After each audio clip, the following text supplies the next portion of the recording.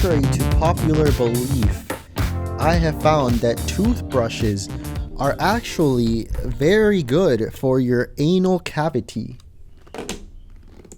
I don't know. Just make sure you put some olive oil on it and just go to town. I don't know about that. I don't feel like lubrication is the solution to those bristles tearing apart your anal cavity. But sure, hey man, more power to you if you have a reinforced asshole like that. It's like cleaning a chimney, you know. You just stick the thing up there. Oh yeah, I don't. That's exactly how it is. So you just stick it right there, so it's so Santa won't get so dirty on the way down. Exactly. I love that this is how we're starting the podcast. Hello, everyone. Is it? No, this is not how we're fucking starting it. Well, I'm editing. I deleted it. I deleted the Audacity file. No! How dare you? So welcome back. How dare you? How dare you do this to me? That was such quality shit. Literally. All right, you can play that part and then the music starts after.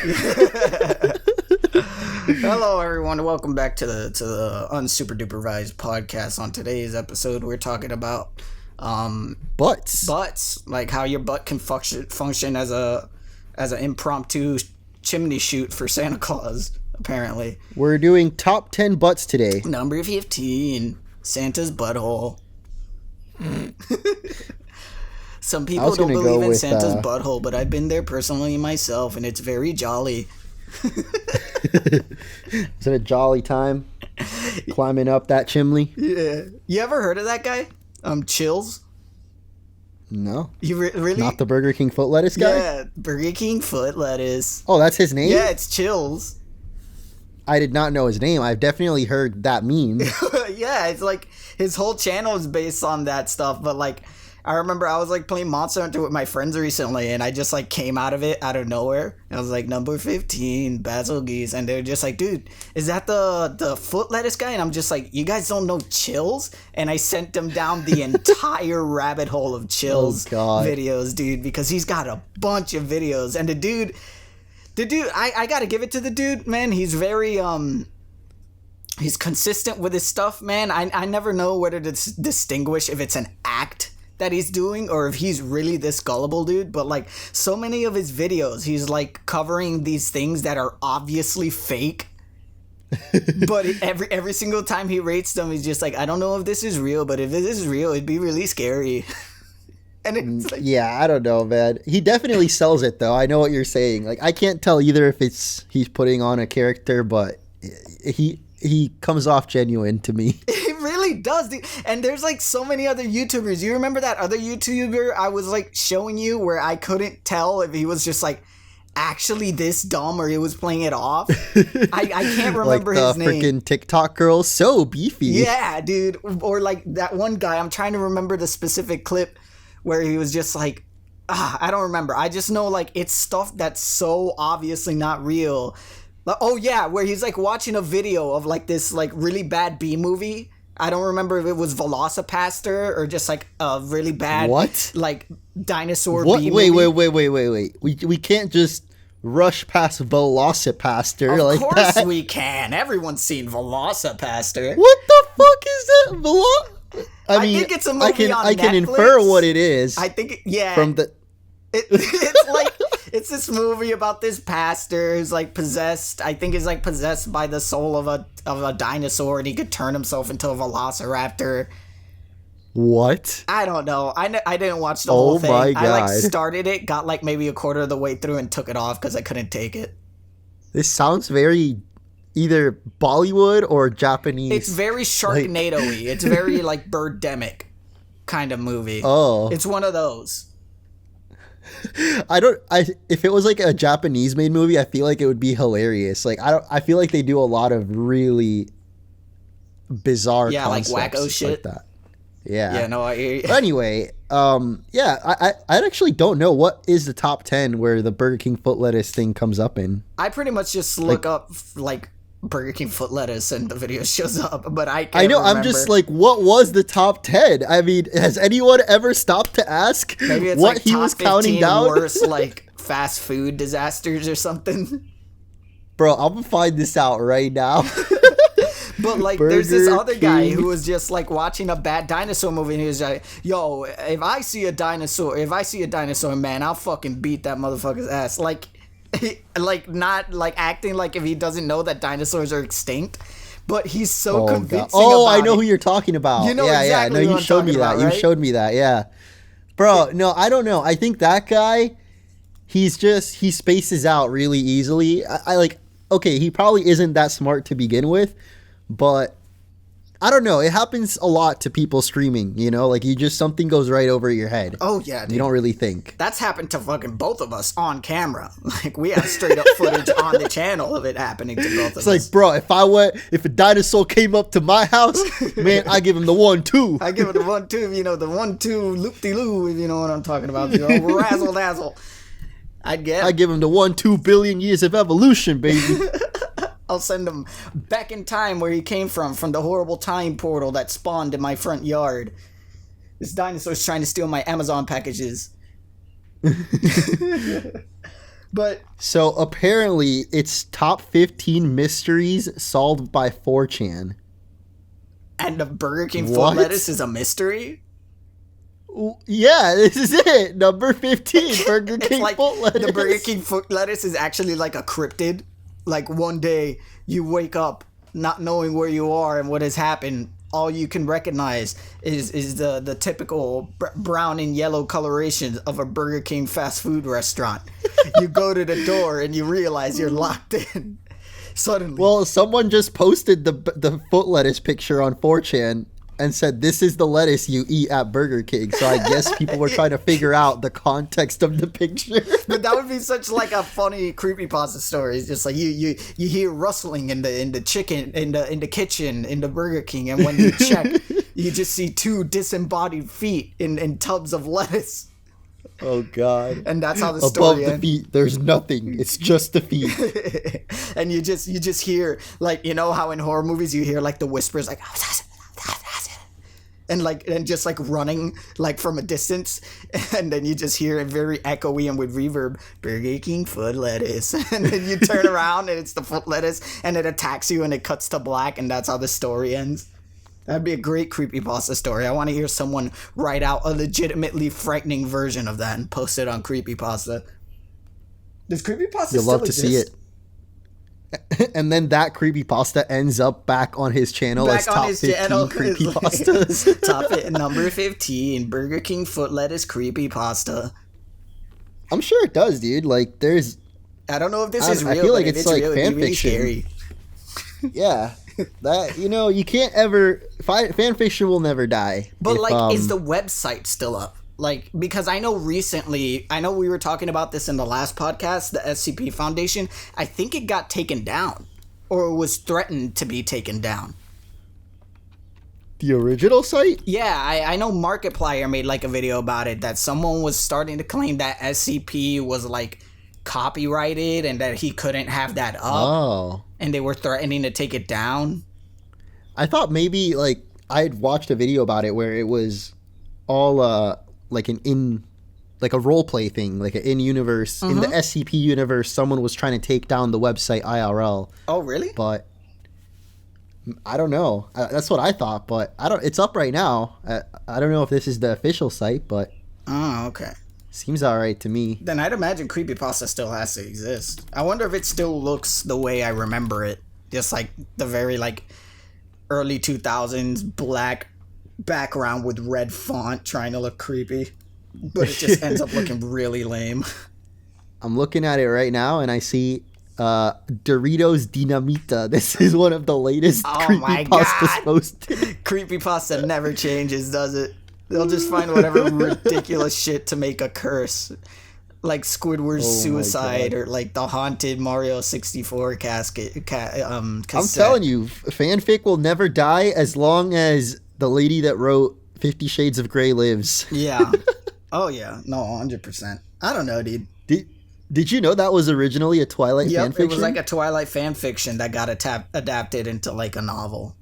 Like, there's a ton of plagiarism in it, apparently. Or, like, I guess she, like, you know, like when they say you copy someone else's homework, but you change, like, 2 words? Oh, yeah. I was talking about this with my friends the other day. I forgot the specific word, and now I'm forgetting it again. I think it's called derivative. It's like a derivative like work. That. Which is like it's a transformative work, like YouTube. Dumb excuse to use. It's just like, no, it's not, man. Mario. I turned his hat blue.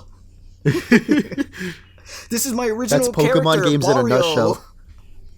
I swear. Pokemon Red and Blue. It's like when you try to copy someone's homework but change a couple of words. Yeah, essentially. Barrio, the war hero. It's just inverted colored Mario, and he has that the bee emoji on his hat instead.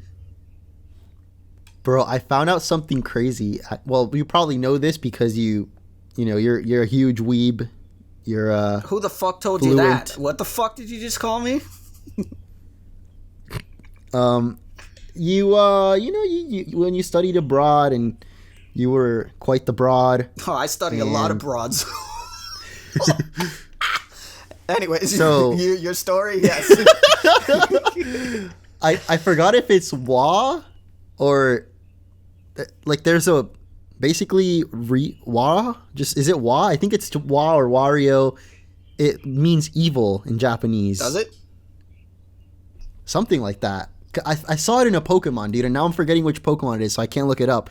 But basically, what I'm trying to say is Wario literally just means evil Mario. Is that true? There's no way that's true. You're okay, bro, I'm gonna look it up right now. You're just trying to gaslight me now. No. Wario name meaning. All right, this is real. I'm gonna get to the bottom of this. That would be absolutely... Okay. Wadui. Like it's Wadui. Wadui means bad. Like it's exactly, like, and so it's bad Mario. But like usually it's not really described as evil. It's more kind of just like, you know, like gross or like just like the like not good. You know, it's kind of it's not as sinister. It's more kind of just like ew, kind of bad. You know. So I guess the more accurate way to describe it is more like gross Mario or disgusting Mario.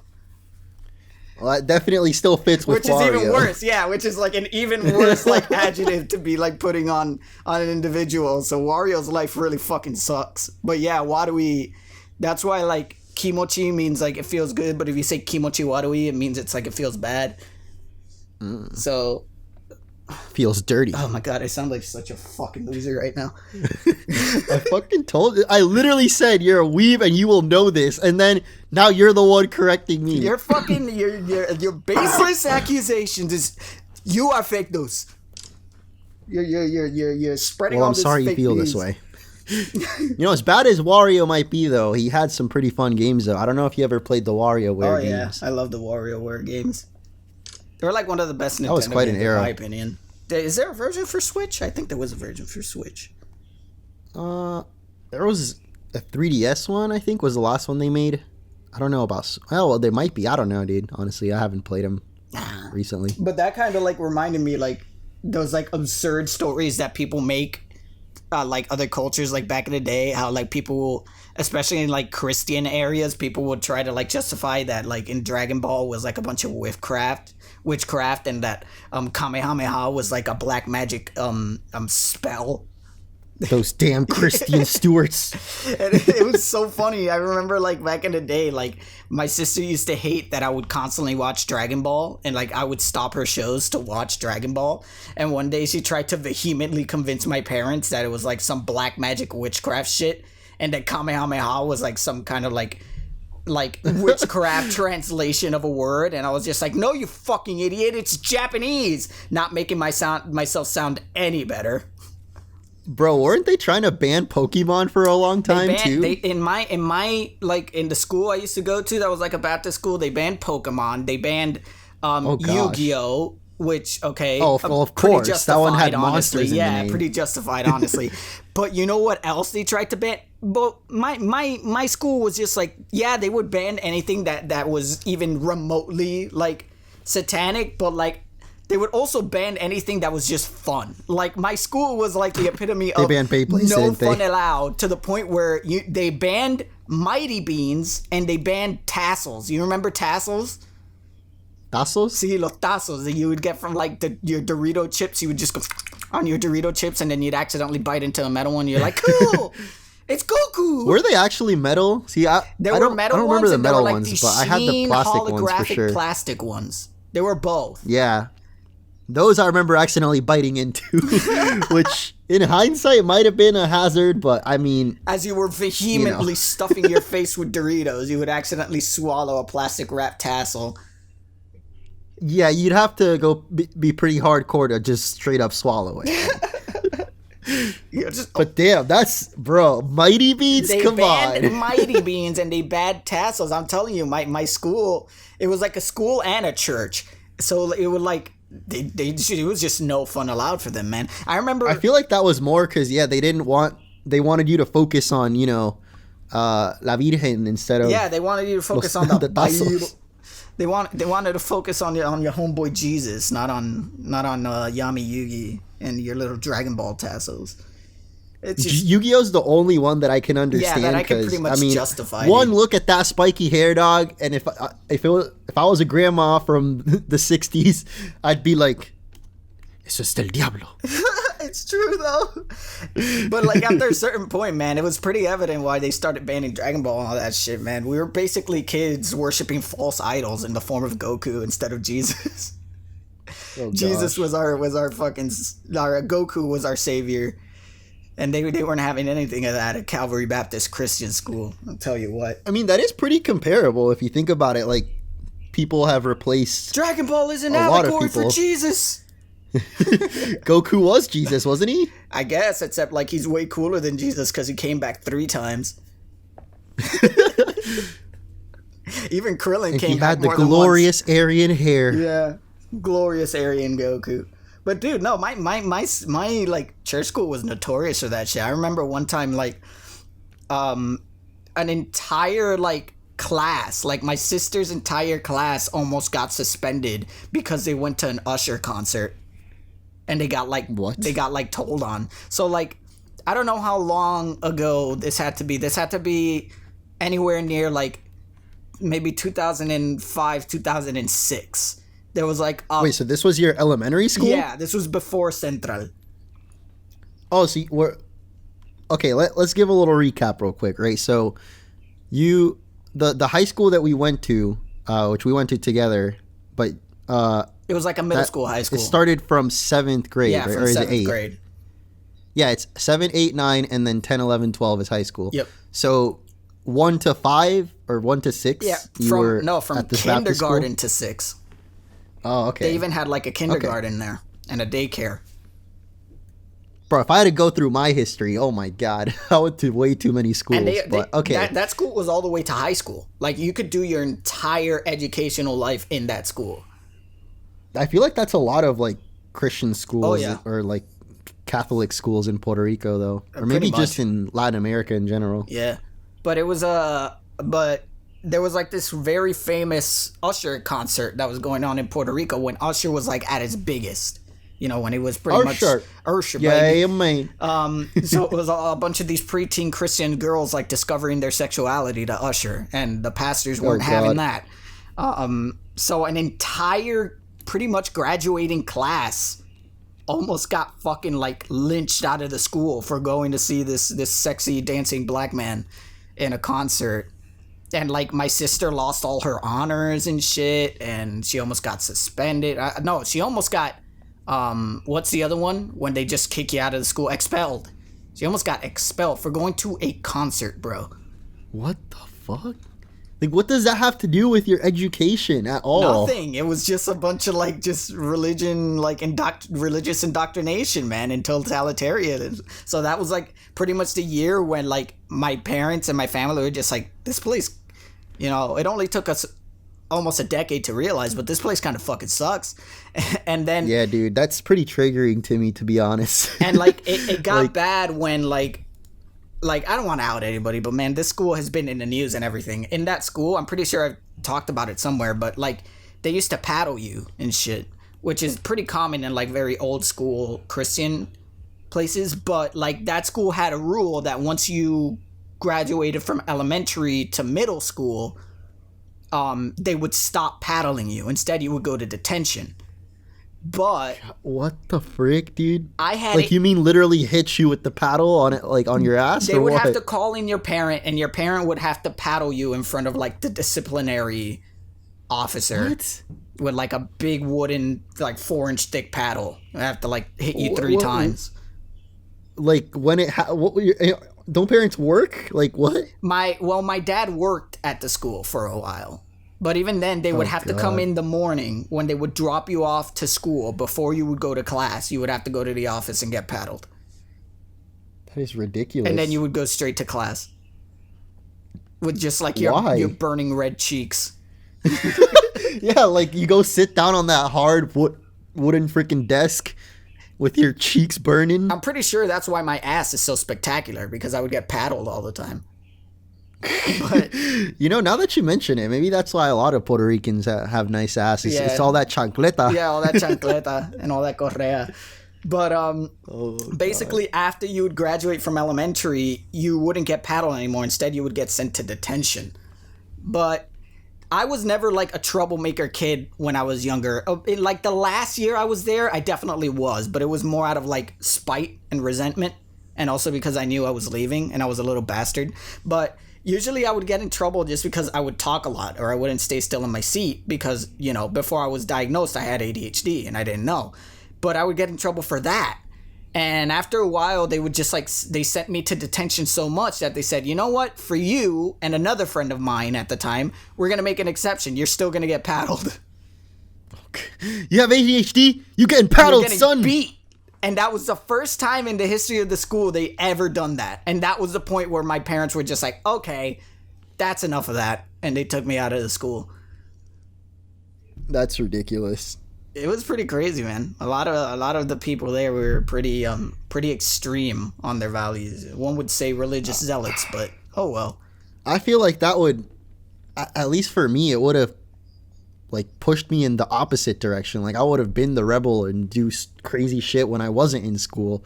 Cause I don't know, man. I guess I was always pretty free spirited as a kid, even. And thankfully I didn't go to a Christian or Catholic school, but I did go to a colegio, like a private school. Oh yeah, little rich boy.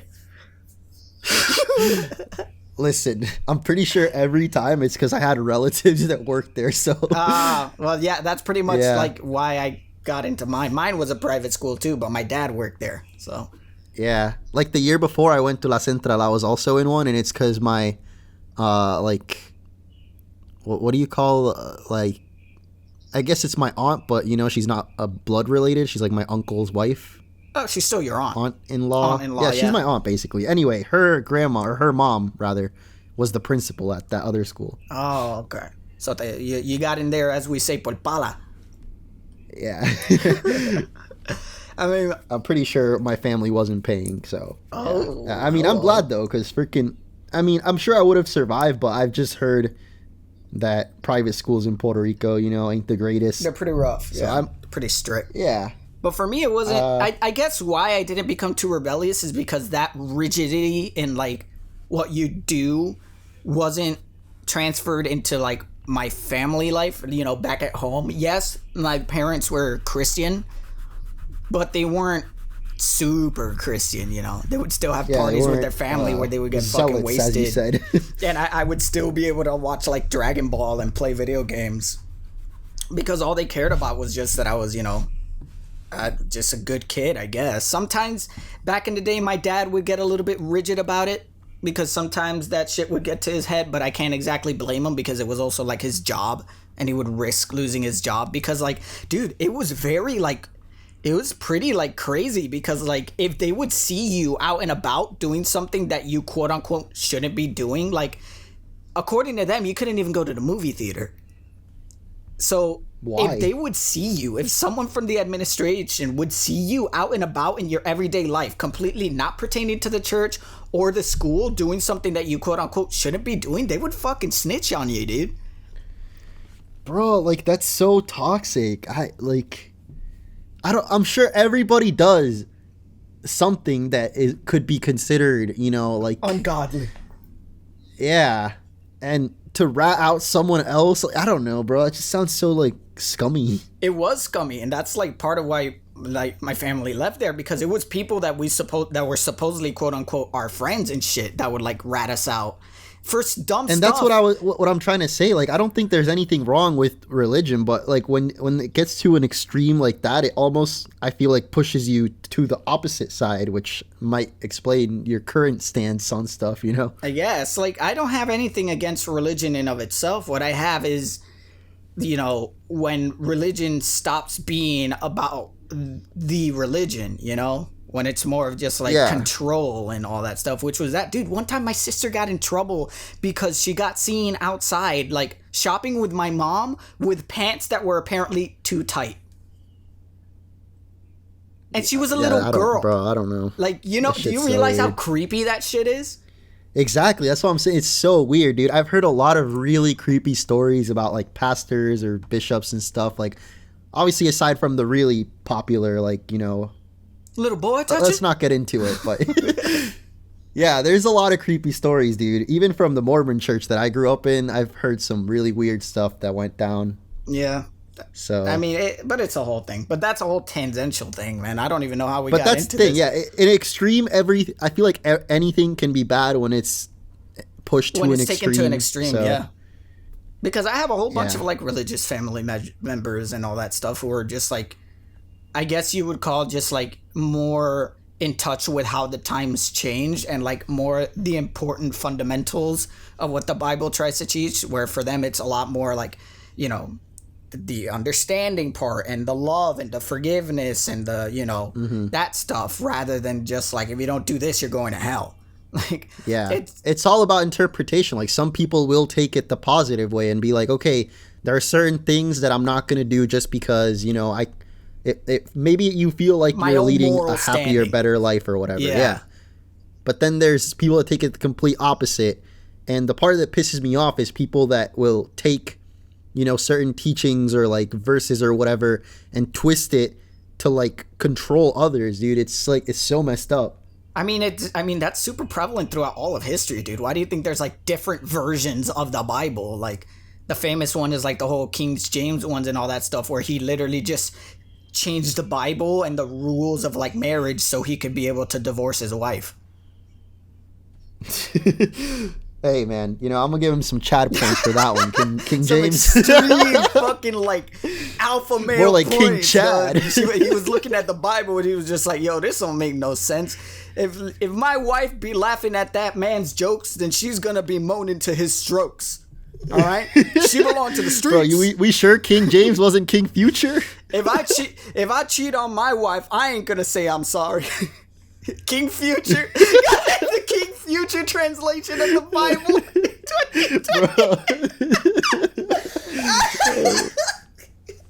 The King Future version. The King Future translation of the Bible. Oh my god, dude. Welcome to the Church of Misogyny. If you cheat, I ain't never saying sorry. Dude, when my friend Raph was the one who introduced me to that shit, because he's super in on like Twitter memes. When I saw that, dude, it's like you feel bad because like, yeah, it's like you're goofing on like misogyny and sexism, but I laugh at it because it's so ridiculous. Like, it's just like, come on, Future, like, are you for real?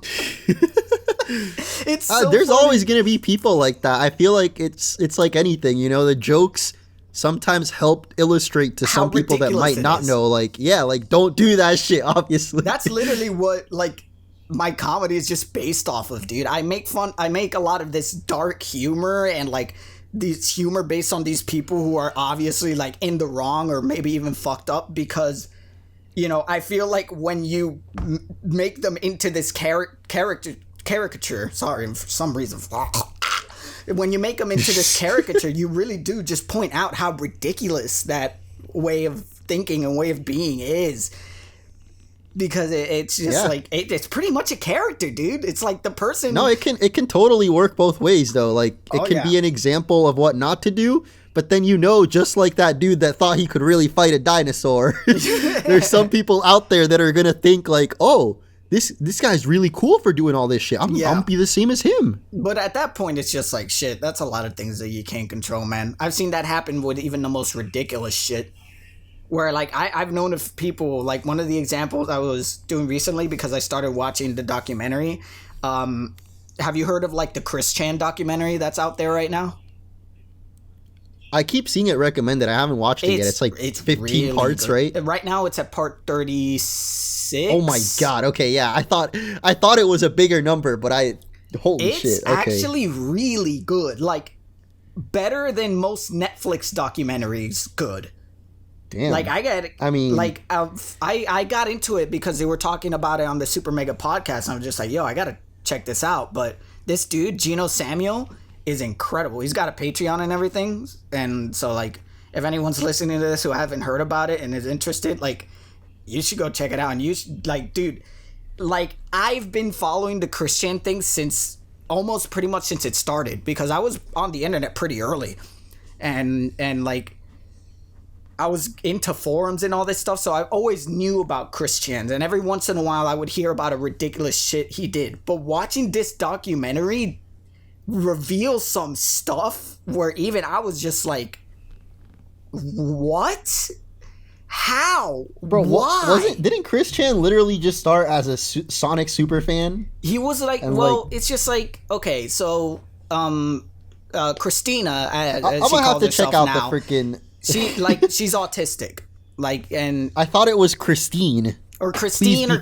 I don't know. I haven't gotten into that part yet. Listen, it's already confusing enough that we were talking about Christians and now Chan. We'll just call her Chris Chan. Chris Chan is a high functioning autistic individual, and that has been like a thing throughout all her life because she wasn't really treated in a way to, like, how do you say, better acclimate. That means you gotta toke up socially, be able to function, right? Huh?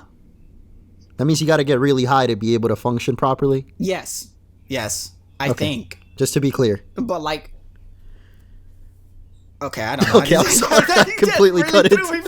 I couldn't even think of anything to, like, come up. That's my fault. My improv game isn't really on fleek right now. No, I just completely killed your trail of thought there too. No, but dude, it's fine. For me, that shit is funny. But basically, like, her parents were very, like, reserved on all that stuff and never gave her, like, the proper, like, tools and the help she needed to be able to acclimate socially. So it just turned into this whole train wreck of, like, but it's not entirely his fault. Because, one, he had his parents who weren't really giving him the help he needed. Two, dude, the people who would bully him online were not even borderline. They were psychopaths. They were like sociopaths, dude. They would do this really awful shit to him. And it's just like you kind of see how all of these different things factored into how just, like, completely off the rails she is now. Yeah. But it's like I'm not gonna talk a lot about it because, like, I really want you, whenever you get the time or the interest to see it, to really see. But it's we'll do a whole Chris Chan episode. It's definitely like it's kind of a display of how bad the internet was and can be still. Like, really how bad people can be on the internet and how. You mean just Sonic fans, right? Huh? You mean specifically Sonic fans? Well, not even, dude, because a lot of those people weren't even, like, into the Sonic thing. They just knew of Chris Chan and the shit he was getting up to, and they were just like, I'm gonna have the time of my life completely destroying the mental facets that hold together this individual's reality. But let's be real, Sonic fans are Sonic fans, yeah, for the most part, it's their fault. I mean, the reason I even said that, though, is because freaking Sammy, classic Sonic fan, dude, he went through not the same thing, but also, like, a lot of, like, really bad bullying, I guess, online. Yeah, I mean, thinking about it, he could have been another case like that.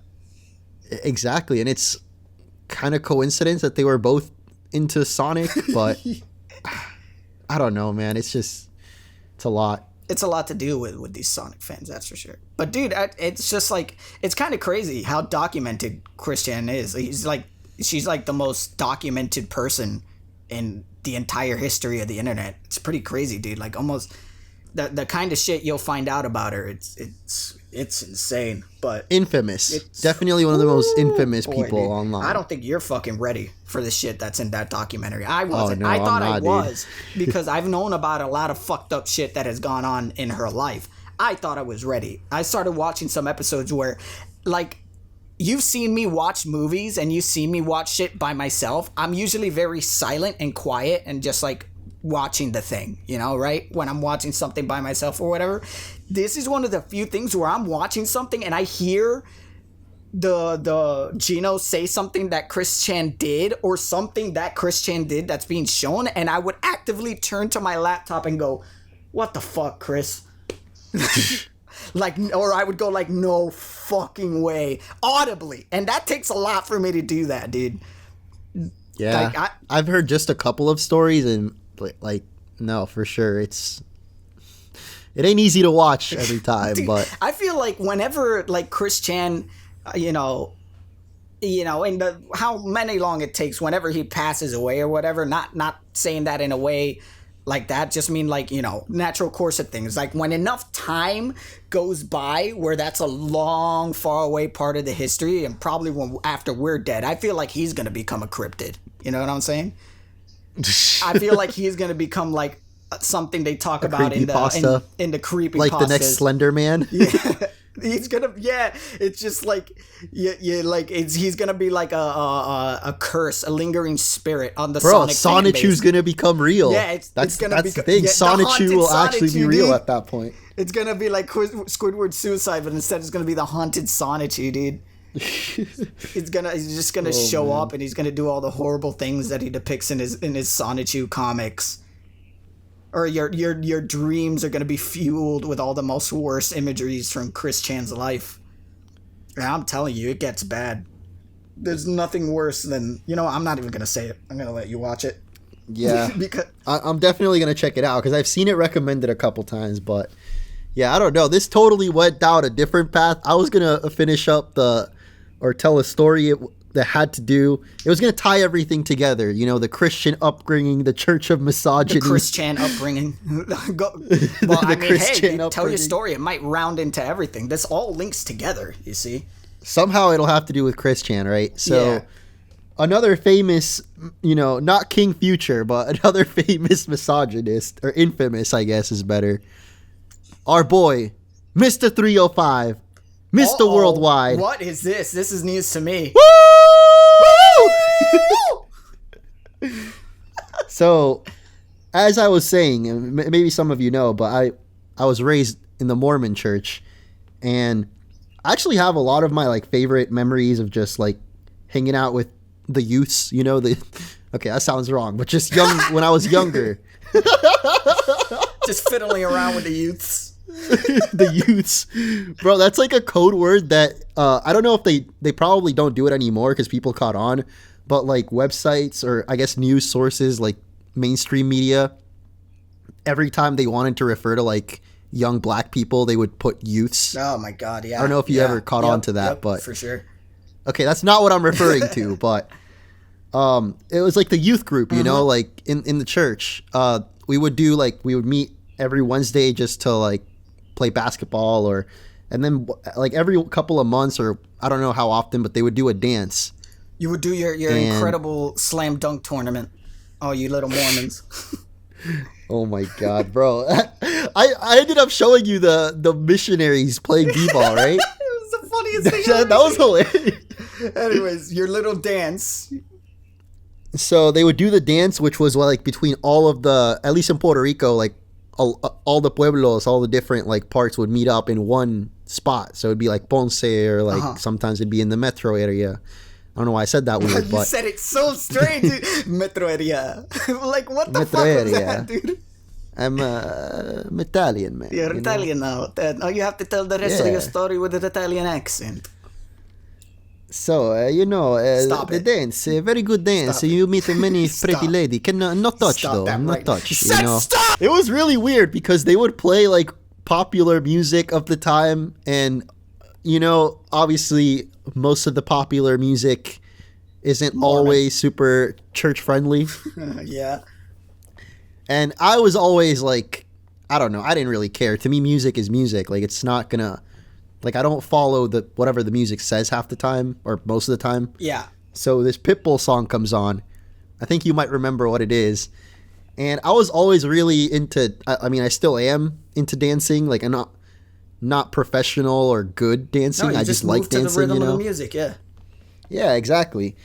So I would always kind of be the one to break the ice and just like be the first one to get in the middle of the circle or whatever. Bust it down. I hear you. Yeah, dude. So that was going down, and there was a big crowd around me, and we were all like getting into it, and and then that Pitbull song comes on. How does it go? Tú tienes la boca grande, dale. Voy a jugar. 1, 2, 3, 4. 1, 2, 3. Dale. I forgot how it goes, but like, I was starting to sing it quietly, and then as it got more, I got louder and louder, and I didn't realize what the song was saying and how not churchy at all it was. And then as soon as I said that part, bro, everyone just stopped. Oh, no. It was the most awkward as a thing thotty. ever. Oh, no. Freaking Pitbull, dude. Pitbull was the one to expose you. me. Yeah, to expose you as a fucking godless heathen, apparently. Well, what's the guy's name? Joseph Smith? He was not happy with you that day. No. He, I mean, you probably don't know this, but he actually... He visited you in your dreams after you read that Mormon creepypasta.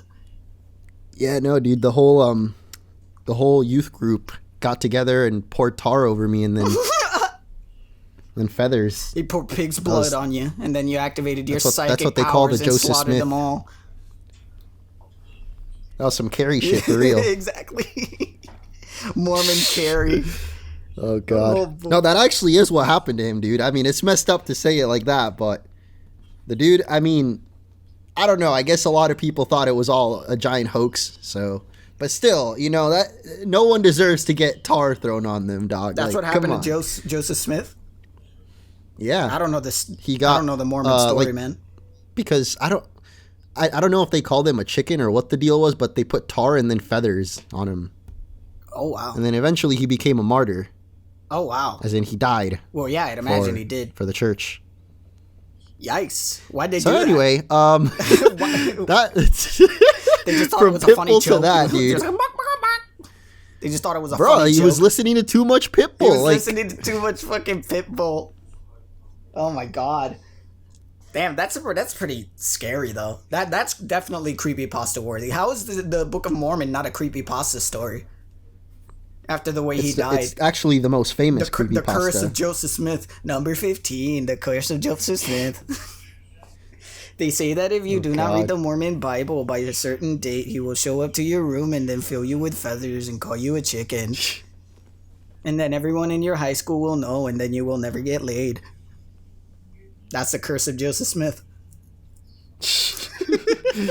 Oh, that was something else that was kind of awkward. Well, I guess because this was in middle school, actually, but there was a kid from the church that went to my same school, and I mean, I don't think he really cared that much about church, but, like most because his family went or whatever, he pretended. He tried his best to be tame, but when I saw him in school, dude, this kid did not give a fuck. He was like cussing up a storm. He was like one of the worst kids at the school, dude. That was pretty much most of the kids back in the school I was in, dude. Like most of them, this is going to be mean to say, but at the end of the day, it's still the truth. All of like the high ranking officials in the church, like the pastors and all those people, all their kids were like the fucking worst, like little mongrel goblin children that you could fucking imagine in a Christian church. They were all the troublemakers, and like me and my sister constantly talk about how bad they all were, because like I think it's just because they were so repressed, because not only were they like, you know, the children of the highest ranking like religious officials in that area, I'd imagine that shit would transfer back home too. So the only time they would ever be able to liberate themselves were in school when they weren't under their parents' supervision. So they would just go balls to the wall insane, dude. They would do the worst shit. They were like the worst bullies. They would always get other people in trouble and throw them on the bus. They were always the snitches. Jeez. Everything. It's what I'm telling you, dude. The more repressed or like the stricter you're raised, like the more you're gonna lash out. Oh yeah, 100%. And it's just that natural resentfulness that people have, where it's just like, I don't know. I guess nobody wants to be told what to do, and ain't no sky man gonna tell me otherwise. Gets struck by lightning right there. Sky man. That's a creepypasta right there. Maybe just a fanfic. You gotta get high, man, to see the sky man. Oh Number 13, Skyman. We're just going down the line right now, dude. This is the top 15. We're doing our own top 15 video, and eventually this podcast will be on his. Number 1, the top 15 podcast. In this cursed podcast, they named the top 15 most scary fake cryptids, but I don't know if it's real. But if it's real, it'd be really scary. Oh my god, dude. I don't know. It's just like that was pretty much, this podcast is pretty much a good resume of what my childhood was like. It was Christian indoctrinations and creepypastas. So when did you like when did you free the mind? When did I free the mind? Well, that's a process that spans a lot of years, because definitely when I used to be very Christian when I was a little kid, because obviously I was a little kid and I was very indoctrinated because, you know, I was pretty much told what to think. But finally, when I started seeing how these people would treat me and they would treat my family, I could tell from a young age that these weren't people I could trust, you know? And I said, if I can't trust them in my daily life, why should I trust their faith, right? And it started because I would get so paddled so much and in trouble for things that I wouldn't really depict as wrong, which was just, you know, yeah, I was a little bit hyperactive. I would talk, but I wouldn't disrespect my teachers. I wouldn't say bad words. I wouldn't cheat on my tests. I wouldn't do anything, you know, actively malicious. So I always felt like I was always just being disciplined and, you know, being like wrongfully being wronged for just being like myself. There wasn't a exactly. Yeah, that makes And it made me really resent the church at first. So at first I denounced my faith out of like resentment, you know, where it's just like, I just don't like these people, so I'm not going to be part of their faith and I'm not going to believe in their God and all that stuff. Even though I was still forced to go to church, but obviously I would do it just because I was forced to. It wasn't, you know, out of my own choice. Then like when I started getting more into the Central, it really started being more of just like questioning the faith in of itself and the things that they were preaching and all of the contradictions and all of that stuff.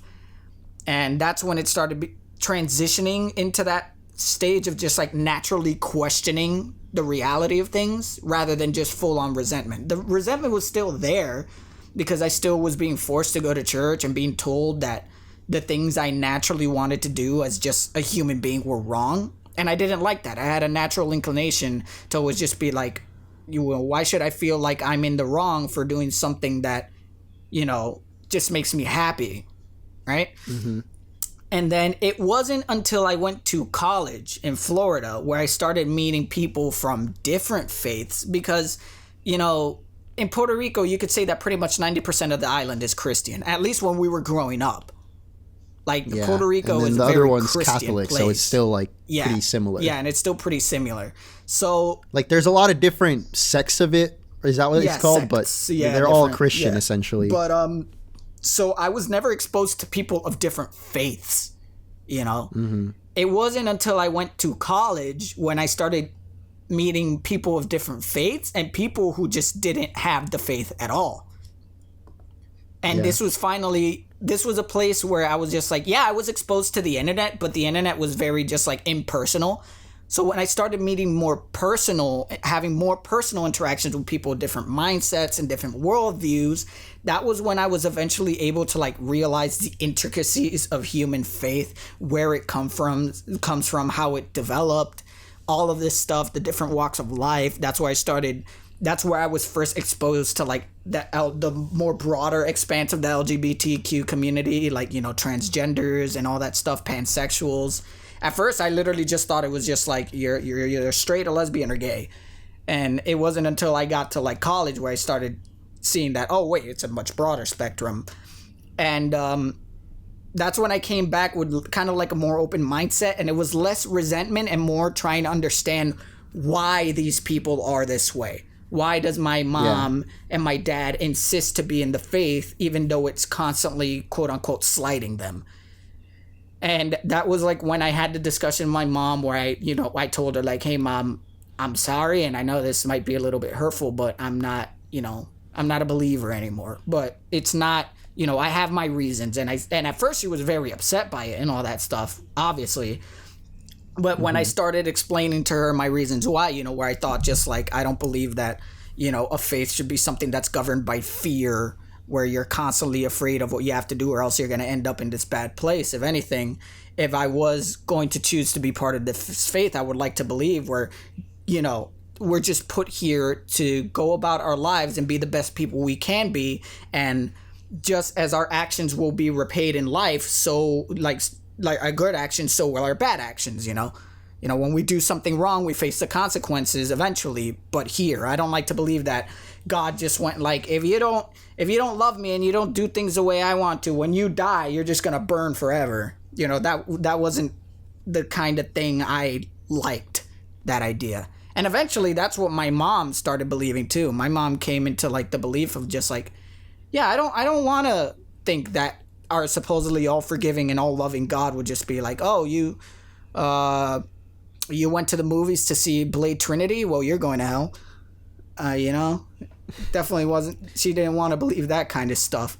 But yeah, like no matter what, it's like just for doing something that you don't perceive as wrong, or like most people wouldn't think there's anything wrong with it, but for some reason it is. Yeah, it's just like I don't know. I wasn't going out, and neither was anyone in my family going out being a criminal, stealing, robbing, killing, raping, anything horrible. We were just being people, and people make mistakes, and the Bible itself talks about how people make mistakes, and the whole point of Jesus coming down and dying on the cross was that we could be forgiven for our mistakes. And as long as we tread a path of love and understanding and respect, that, you know, we will be welcome into the kingdom of heaven. Why must there be a caveat, right?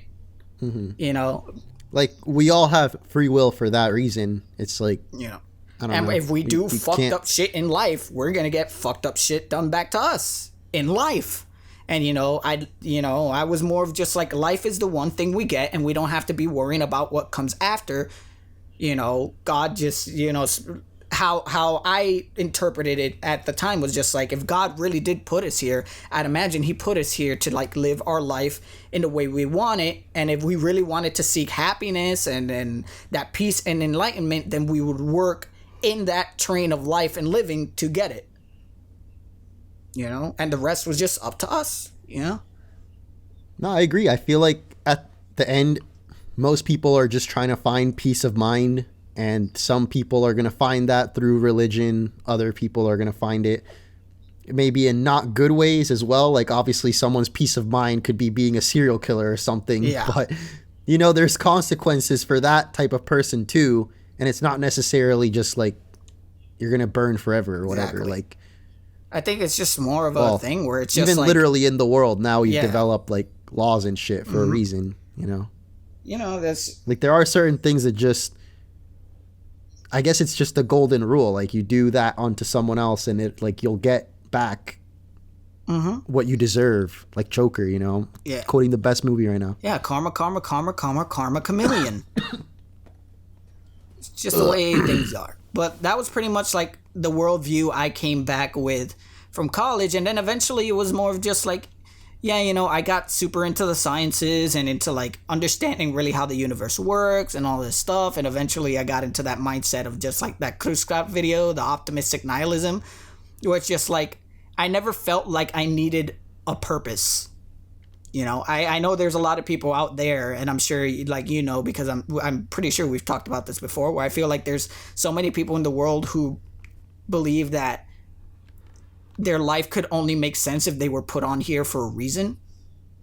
Where for me, it's just like, I've never been that way. I've never been scared of the idea where I just randomly popped up one day and this is my life. And then I just get to do with it whatever I want. Like, that's my purpose, you know? The purpose is what I chose to make it, you know, because it's my life. I'm fortunate enough to have it. Then I get to do whatever it is I want to fucking do with it, you know? That's my purpose, you know, living my life happily in a way where I can be happy, the people around me be happy, and I don't fuck with anybody else, and I don't make life miserable for anyone else, and hopefully no one makes life miserable for me, you know? Just try and understand people, live and let live, realize that we're all, you know, just one human race. This is the life we got, so why don't we just make it good for everyone on here instead of just being so fucking picky about it, about who we came from or what we believe in or where we came from, you know? At the end of the day, we're all human. And for me, that's as good as life needs to be, you know? I never felt like I needed this ultimate universal purpose or to be some kind of hero or savior or whatever. I just want to be happy. I completely agree. I like, the only thing I wonder is if maybe because we both have a similar upbringing, I guess, if maybe some of these morals are just the way we view, you know, like we want to treat others like you want to be treated, or just good, you know, not be a piece of shit to other people.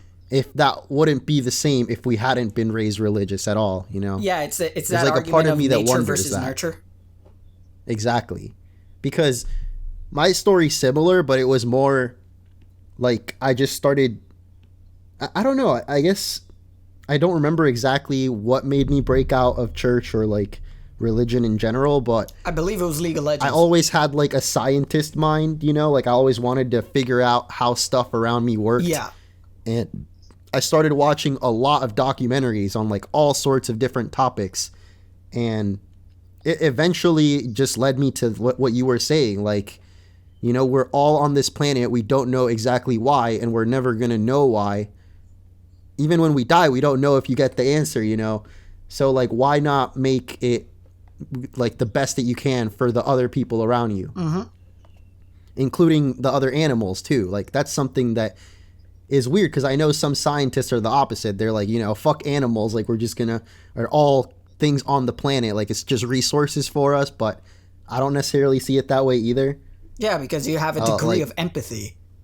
You know? Exactly. And it's like, I don't know, if I feel like just through science or just through learning in general, I've come to my own peace of mind, which is what you were describing. It's basically kind of the same line of thinking. Yeah, but I don't know exactly how it developed into that. It's like, it was also a process over years, for sure. Yeah, you can never really say for certain, man, because like any variables could have played out. Like, you could always say that there are specific moments in your life that have caused you to think a certain way, but you can never really 100% explain why that was the way you chose to see it or think of it. Because it could have gone in any which way. It could have affected you in any which way.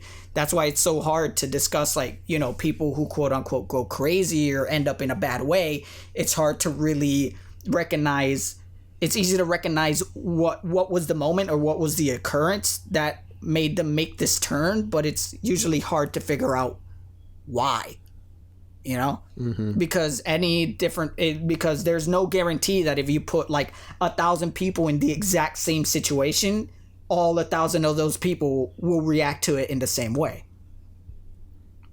Yeah, that is for sure the nature versus nurture thing, dude. Because I don't know. I still, obviously, I'm never going to have the answers, but you come to your own conclusions in your head. Like, I still don't know whether people are born completely a blank slate. I feel like there's definitely like your genetics, like you start out with some base stats. You know what I'm trying to say? Because it's like you said, if you put 1,000 people, all that are quote unquote a blank slate, just a new fresh start, I think they're still going to end up different. Oh somehow. And that just brings that's why it's almost kind of just like I've kind of always expressed it in a way where life in of itself is one big contradiction, because there's so many things in this life that make sense, but if you think far back enough into anything or go deep enough into any rabbit hole, you're eventually gonna go to a point where it stops making sense. Because I feel like it all comes down to just like the biggest question of humankind: how did this all fucking start? You know? Yeah. Where it's just like no matter how you follow the line of thought and the train of thought, eventually you're gonna get to that point where you just can't go any further because it stops making sense. And that eventually doubles back to the thought of just like, oh well, fuck it. Why do I even need to know then? Shit's working out. Maybe we are just brains in a bucket of liquid. Who knows? Known as our cranium. But at the same time, who cares? Like, it was the same argument of just like, what if life is a simulation? Yeah, what if? Yeah. What does it matter? Yeah. Like, I'm still here. It doesn't change what we're all experiencing. Exactly. And like, I think to assume that other people aren't like you, that they don't feel the same pain or the same like, you know, that we don't all go through the motions of living, then that's, I don't know if the word is what the word is, but that's where, yeah, you're kind of losing it. I feel. Yeah, I don't know. when you start like associating yourself with your fellow, you know, human being, you know, I feel like that's definitely like the line of narcissism that people really have to tread. This is something I've always talked about with like thinking that you're the only one going through any of this is like, I just feel like that's not a healthy way of thinking. No, I mean, definitely. Like, I always joke around with my friends. I have like a giant ego, dude. And, you know, anyone who knows me personally knows that I just think I'm the absolute pinnacle and epitome of perfection. But I think of it, in a way where I think in that way because I recognize that I'm such a once in a lifetime existence. There will never be another me again.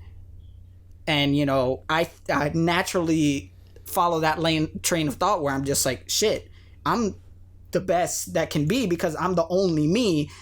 And I don't need to push anyone down or put myself like in front of anyone else to validate myself with that train of thought. You know, I know there's a lot of people who are just like egocentric to the point where they feel like they have to break other people down or punch down on other people to validate their quote-unquote greatness.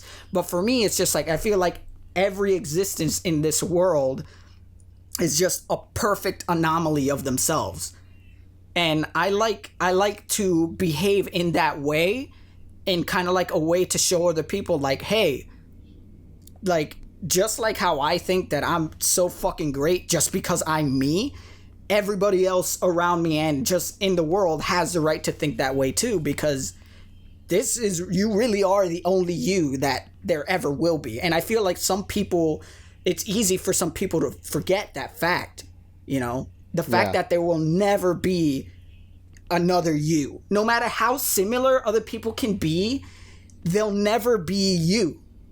And every individual person has a value to them that is intrinsically their own, no matter what. So, but there's definitely those people who are on the opposite side of the spectrum who, by consequence, is what I'm saying, that they lose that fact that they have their own personal validation and existence, that they feel like they have to prove it by proving that everyone else is inferior to them. And, you know, that they're the only ones who really matter. And it's crazy because I can't even breathe. There's definitely a line, like you said, between just like confidence to just, I guess, narcissism. Yeah, and it's a very fine line, dude. I remember when I was younger, I was definitely treading that line where I was just like, I had this huge overblown like confidence in myself, but there were some times where I would see someone else who's doing quote unquote better on something else than me, and I would be just like, that motherfucker, how dare he? But eventually, like, I don't know what happened in my life. Again, back to nature and nurture. I don't know what event in my life or how my head was working in that space that eventually I was able to hop into the safe side and just be like, oh, it doesn't matter if he's better than me at that thing. You know, life goes on, and I'm happy with who I am, even if I'm not the best in absolutely everything. But I still think I'm the greatest of all time. And here's like a random thought, you know, even if right now you were somehow cloned and another exact replicate of you was made, down the line, I'd have 5 to fight him years, and kill him, dude. you would probably be completely different still. I mean, probably not. I'd have to fight him and kill him on the spot, dude. I'd have to prove that I'm the superior replicant. Well, I mean, think about how it ended up with us, you know? We were both, well, I mean, we still don't know which one was the original clone. We're still in the battle simultaneously of the death. It's just like I mean, neither of silence. us might even be the original. The original, for all we know, could still be back at the lab. Or we killed the controlling our original. every movement right now. Oh my god, we are in a simulation. We're in a simulation of ourselves. Oh, that's crazy. But no, Everyone is us. I get what you're saying, dude. Like, even if they clone me right now, as soon as, like, the other version of myself starts having different experiences, they start becoming a different me. Mm-hmm. You know? Because there's definitely, you know, a part of life and a part of our personality that's just completely based on our experiences and circumstances of life. Yeah. It's all or even like siblings, you know? Siblings go through the same life, you know. Oh, what happened? The curfew alert. Oh, does that shit go off every day? Every single day at 6:30. Oh my god, dude, that's so scary. What the fuck? It's obnoxious at this point because most of the time I'm just chilling doing something. I would have been and all scared of a the first few times. It's the worst. Holy shit. But that's back to what you wild. were saying. No, yeah, like when you're raised with your siblings, you know, you go through similar experiences, and even if you have the similar likes, like if you're both into games or music or art, like if you're into the same stuff, regardless, you're gonna want some type of separation or like want to be yourself, you know. And I think that would legit happen even if there was an exact copy of you, an exact clone. I mean, for sure. I mean, even thinking in that point, like I was raised with I'm the youngest, and I was raised with an older sister and an older brother, which technically he's my half brother, but I've always seen him as just like my brother. But growing up, me and my brother were 10 years apart. So I'm glad, dude. I see you the same way. Thanks. Yeah, no problem, clone. Me and my brother, it was hard for us to get along because of the giant age gap. But at least for me and my sister who was only 2 years older than me, we were always together. And like the only times we were separate were like at home when she was in her room and I was in mine. But we went to the same schools. We would be in the same car ride. And whenever we would go out as a family, we were always together. Boy, we could not stand each other, man. We would argue all the time. And I gotta say, it was probably mostly my fault because obviously with my ADHD, I constantly required entertainment. And if I didn't have something to draw with or if I didn't have my Game Boy to play with, and even then sometimes, my plaything was my sister. Like I would constantly fuck with her all the time. I would just like poke her to get her attention. Or like I was a biter when I was a little kid. I would just like bite her arm or something. Not hard, but enough to annoy her, to the point where like I would look her direction and she was already annoyed. it was to that point. But it was but my sister definitely, that's its own type of torture right there. But my sister definitely had a fucking lack of patience with me. But she would return it in kind, that whenever like I was watching TV or I was doing something and she'd want to watch TV. Oh, she was so good at getting my parents on her side. Oh, where I would just get fucked on whatever the hell I was playing or doing. But then, like, it was not until after we became adults, you know, after I left to college and she was in college and she started working and she started having her life and I started having her life, is when we started recognizing how important that bond was. And how important it was for us to like stick together and understand that, like, more than anything, everyone else in the world is going to be more against us than we will ever be against each other.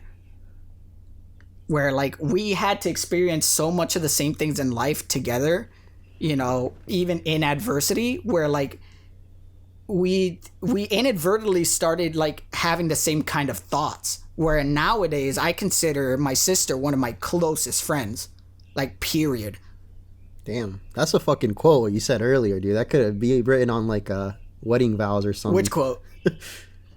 The everyone else in the world will be more against us than each other or something. Oh like yeah, that everyone else in the world will be more against us than we will ever be against each other, because like, you know, we're family, and that's important. And that's not to say that family can't be absolutely horrible towards each other, because they definitely can. Yeah. But as long as you're able to recognize from a young age the importance of family and that just bond of always being together and how beneficial that could be, because no one's going to understand you more than a person who was literally raised day after day right beside you, if they actually give two shits enough to you know, bond with you.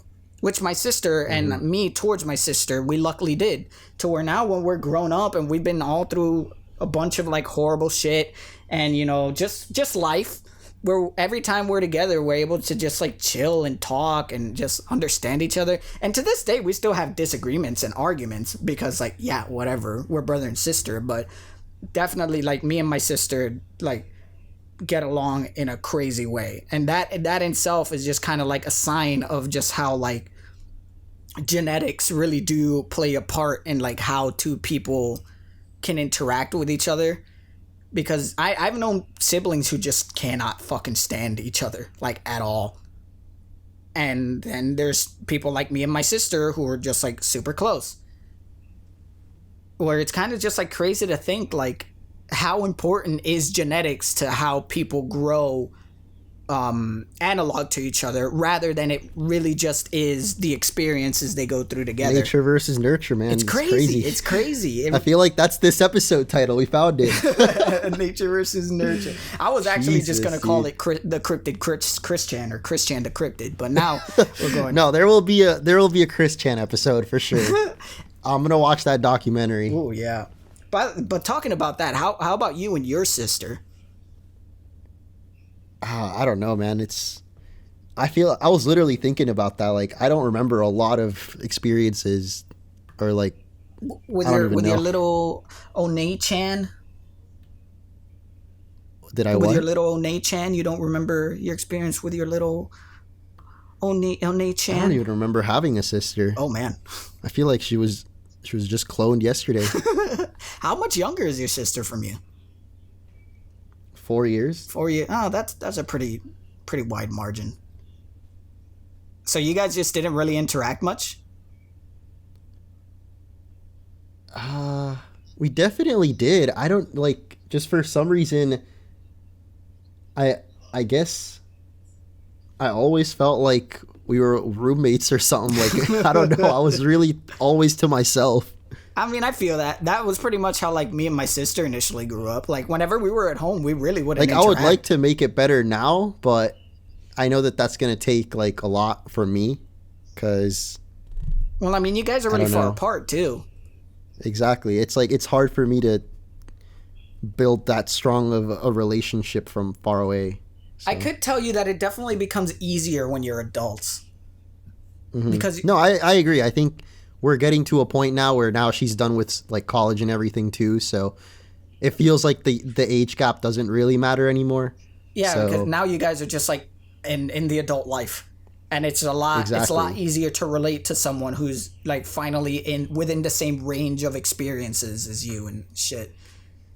Mm-hmm. But you know, I'd imagine if there ever does come a point where you guys are closer together, it'd become a lot easier, just because I feel... And for sure, I'll be able to tell more stories, because I have a feeling she remembers a lot more than I do, dude. Like, I don't know. For some reason, I just remember I was always either playing games or with my Bionicles, and I didn't really interact with her that much, aside from, like, we would watch a lot of same TV shows. Like, dude, she got me into all the Disney stuff. That sounds like just like a fucking mirror analog to how me and my sister were when we were growing up. If we weren't watching something together on TV, we were just in our separate rooms. I was either playing video games or with my toys, or she was watching her shows in her room, or talking on Messenger with her friends or something. So the only few times we would interact was when we were forced to go out together, or when we were watching something. In school, we wouldn't interact, and we'd go to the same schools, dude. She was Crazy. she was in the graduating class above yours. No, yeah, I remember that. I probably met her, but I like barely, maybe once. Yeah, because like in school we really wouldn't interact, and it wasn't kind of just like, all right, I don't want my friends knowing that you're my brother. It wasn't like that. It was just kind of just like, well, we didn't really care to interact at school because we were already together all the time at home and in life. So, no, I never got to go to the same school as my sister. That was actually, that first elementary school, but she was in like kindergarten. I was in like fourth grade, maybe. Yeah. Then every year after that, it was, I was in middle school. She was elementary or whatever. I didn't know you had a sister until very late in our friendship, dude. Yeah, I don't know. She was like, we just always did our own thing, I guess. I mean, hey, that's better than not getting along with each other. No, yeah, I feel like we're not distant or anything like that. It's just like growing up, we were very separate. Yeah, to yourselves. Like we just had our own experience. Yeah. I mean, I hear that. But I mean, hey, there goes another fucking difference in how things work, man. Just like, no, there's definitely is no generalization of how siblings work, because there's definitely that trope, at least when I was growing up, where it's just like, oh, a brother and a sister are literally made to not get along, or like two brothers get along better than a brother and a sister, and two sisters get along better. No, I used to fuck with her a lot though. Like when you were saying the poking thing, that brought back some memories too. Like I know I was a pretty terrible big bro, but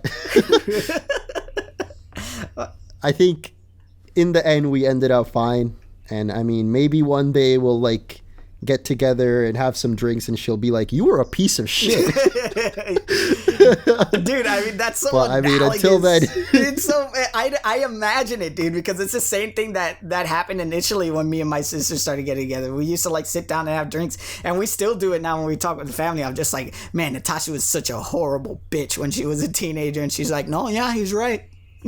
And it's like she would always say, and you were just always a fucking annoying little troublemaker. And it's true. At home, I was a huge troublemaker. I would annoy the shit out of everyone, even my parents, dude. I was relentless.